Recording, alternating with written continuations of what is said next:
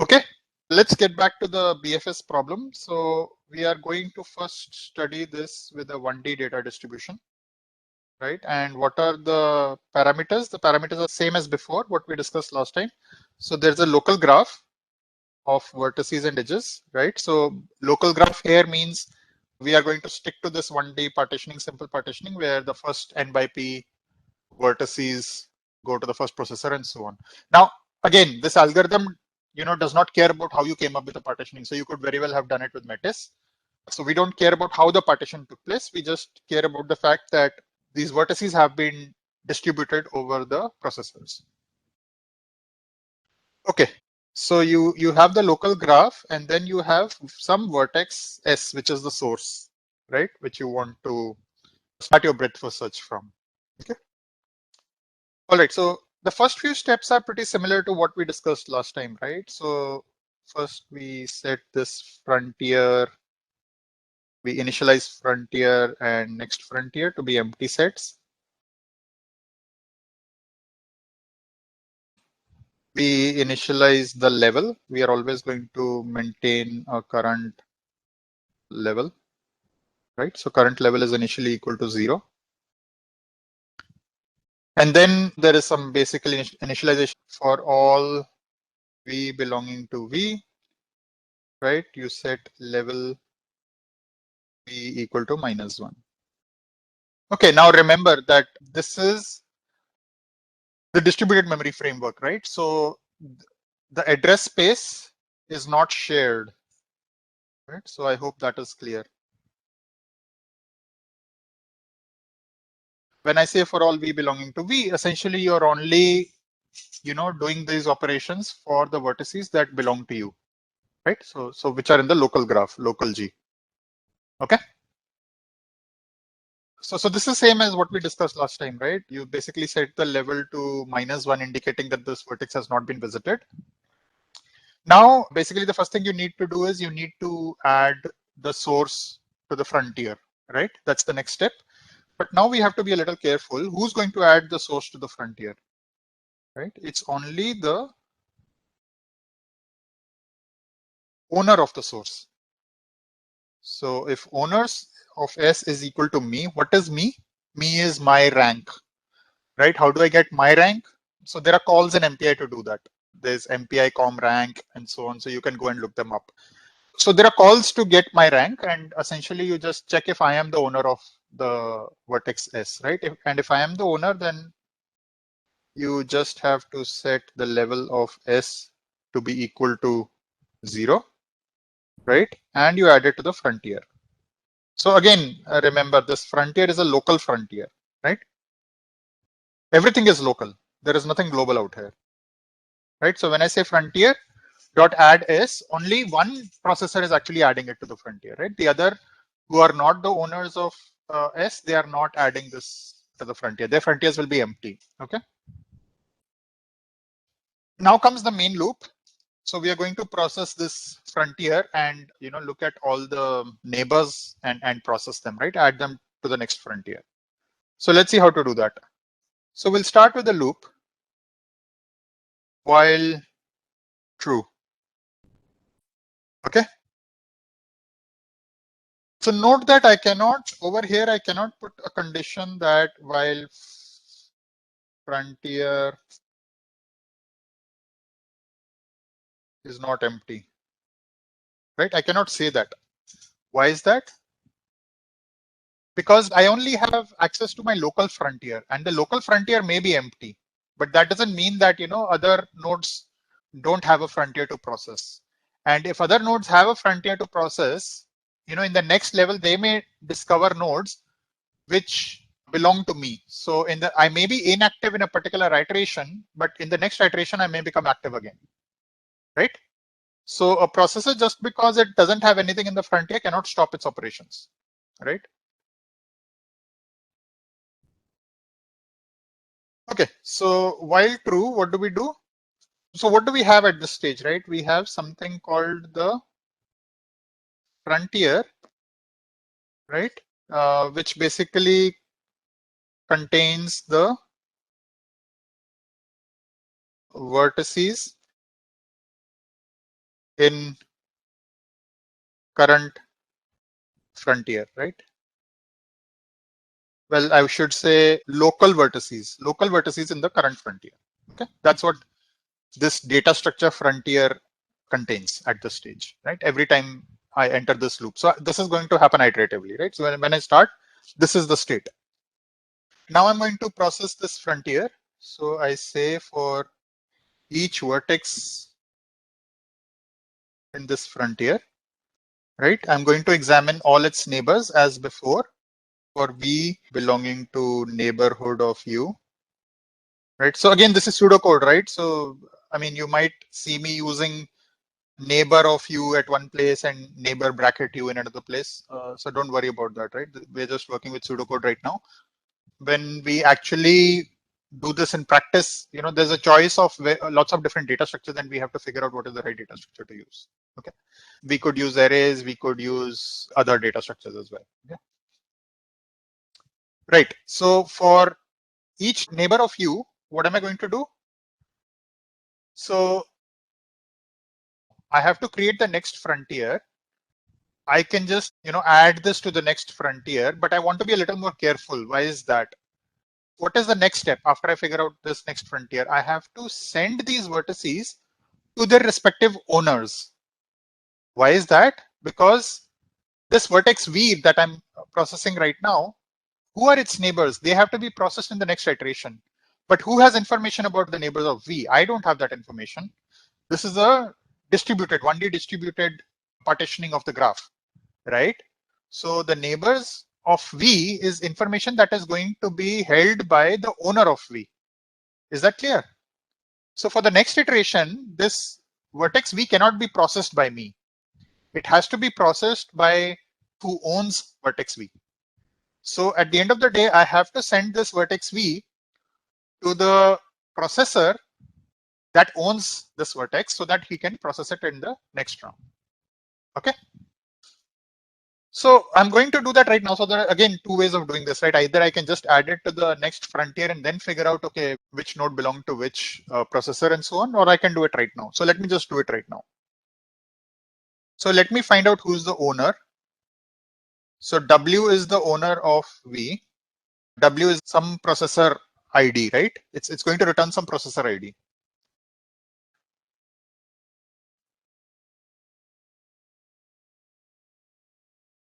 I'm going to have a buffer for each other processor, right? For each other rank, I'm going to maintain a buffer. The number of lists on each processor is going to be equal to the number of processors, right? Well, you have to create a list for yourself as well. For every neighbor, you keep figuring out who's the owner and you put it in the appropriate list. That's it, right? So I keep adding this vertex to the appropriate list. I have not yet marked the level of this vertex, right? Actually, I cannot even mark the level of this vertex. Who's storing the level of this vertex? The information about what is the level of this vertex or has it been visited or not, all that information is stored by the owner of the vertex. So there is no point of me trying to, update that information, right? Okay. So now what I'm going to do is, so I'm pretty much done with creating these buffers. Now I have to send these buffers to the respective processors, right? How do I send these buffers?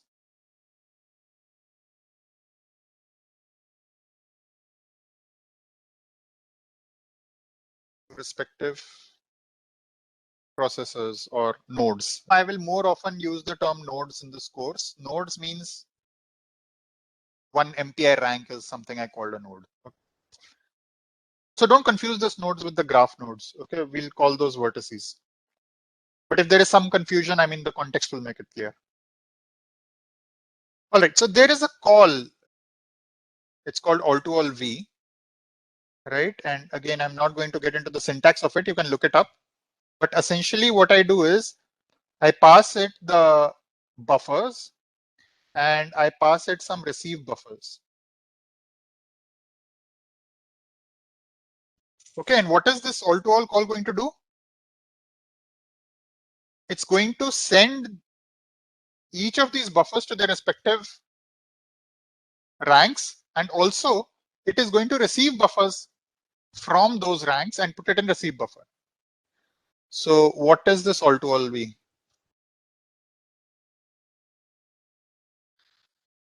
The implementation of this will be something like the following. For each processor not equal to me, right?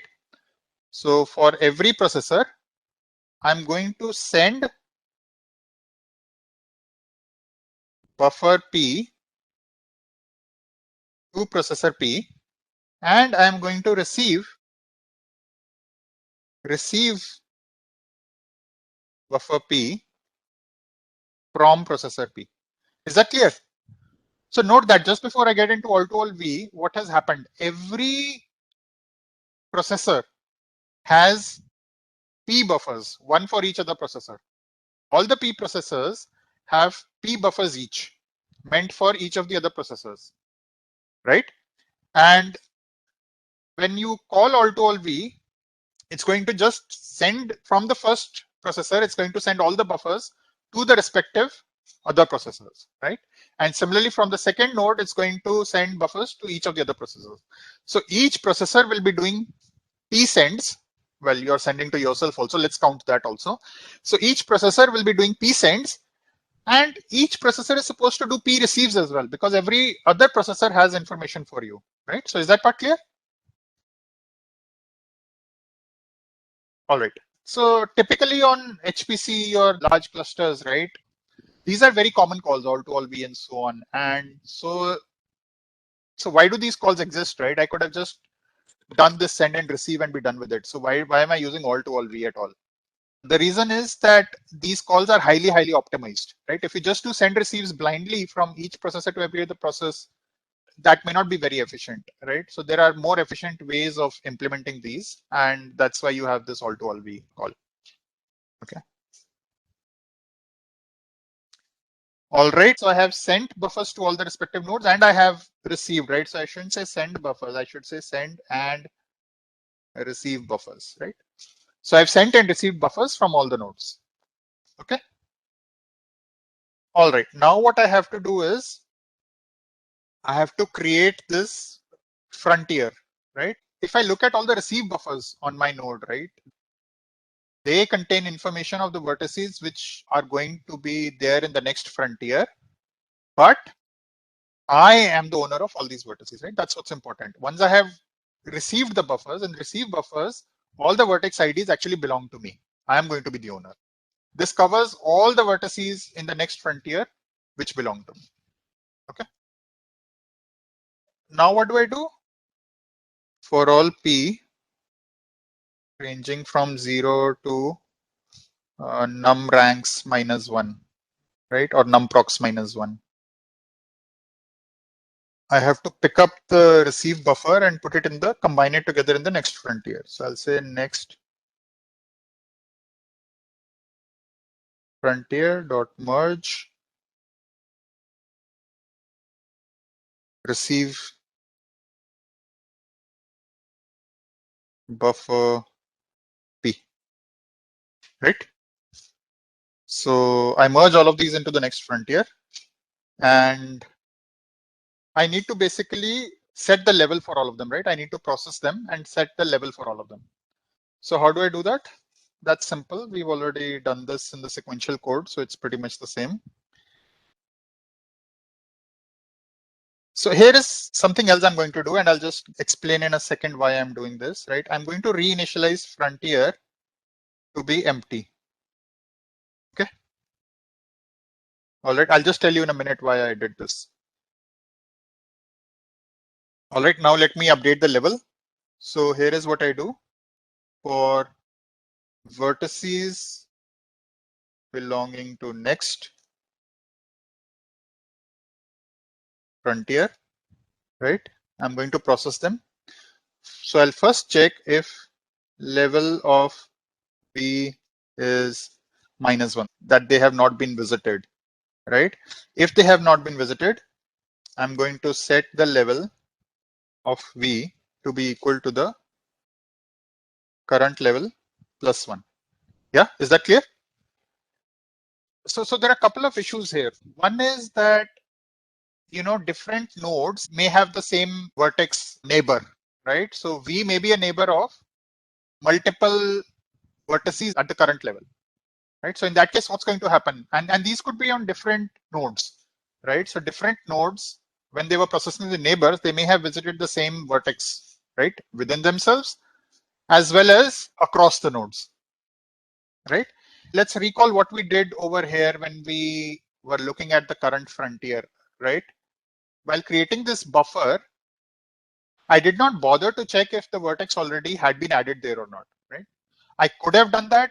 That's an unnecessary overhead. I need to then, implement some kind of a search on that data structure, right? I need a data structure which has an efficient search as well. Over here, we are going with a simplified approach that just add all the next vertices, right? So the same vertex may appear multiple times in buffer W. Okay. Now, when I did this merging of the next frontiers, right, from all the received buffers, the same vertex could have been in the next frontier of multiple of these receive buffers, right? From coming from different nodes, right? Because the same vertex could have been the neighbor of vertices which are owned by different nodes. Yeah. The crux of the matter is that there is duplication, right? The same vertex may be appearing multiple times. So what do we do? So this is meant to take care of that. If level V is -1, then only I set its level. Well, I'm setting its level once. So that's one issue. So how do I create my next frontier? So I have duplicate nodes. I have set the level, so there is no problem till now. But when I do the processing, this vertex is going to be processed again, right? In the next iteration, I'm going to treat that at the current level and start processing its neighbors, right? So I don't want to process the same vertex multiple times, right? So that's why I basically add it to the frontier only if I have been responsible for updating its level. Yeah, is that clear? Right, so each vertex will only get added once to the frontier, okay, not multiple times. That's important. Even though it may be appearing multiple times in the next frontier, but finally in the new frontier, it will only be appearing once, okay? The other issue is that this particular vertex may already have been visited at a previous level. I may be processing for level 5, but maybe this vertex was already visited in level 3, right? It had distance 3 from the source. So in that case, its level would have been smaller, right? So anyways, this check is very, very important. I can't figure that out at this stage when I was creating this buffer, right? At this stage, I can't figure that out. I have no way of figuring that out because that information is with the owner of that vertex. So I have to just blindly add all my neighbors to this buffer. And when it goes to the owner will check whether this vertex has already been visited at the current level or the previous level and process it accordingly. Okay. All right. So what this helps us with is also that simultaneously I have also started forming my frontier for the next iteration. Okay.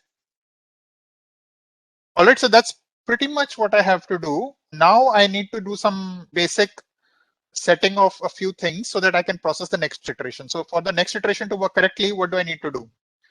So one thing I need to do is I will say next frontier.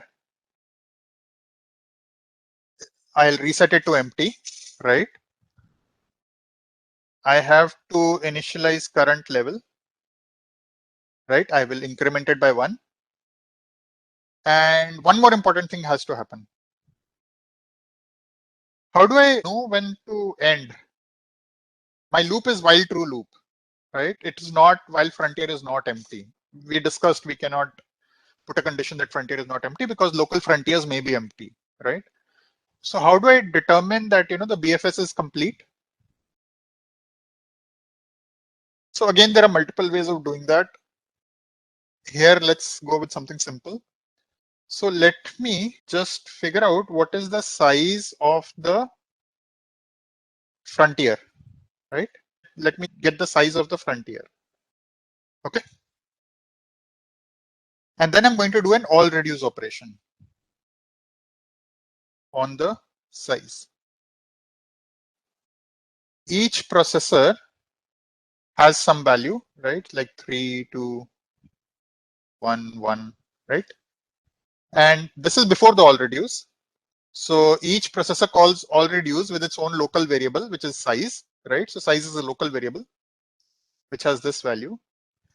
And when this operation completes, then the size variable will just contain the sum, right? So when you do an all reduce, you can perform different operations. So we will use the sum operation over here, right? So you can look up the syntax of all reduce again, but essentially you can call it with different operations, sum, product, and whatever, right? The operations have to be commutative and associative.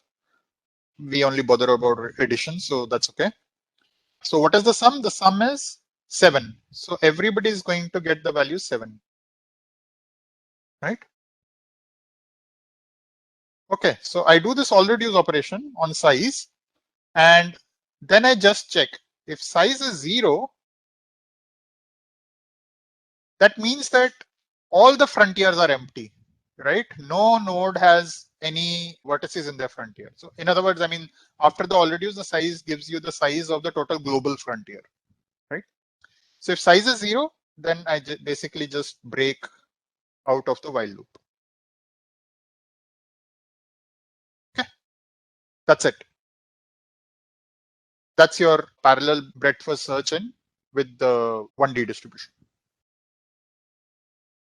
Okay, any questions on this one before we move to the next thing?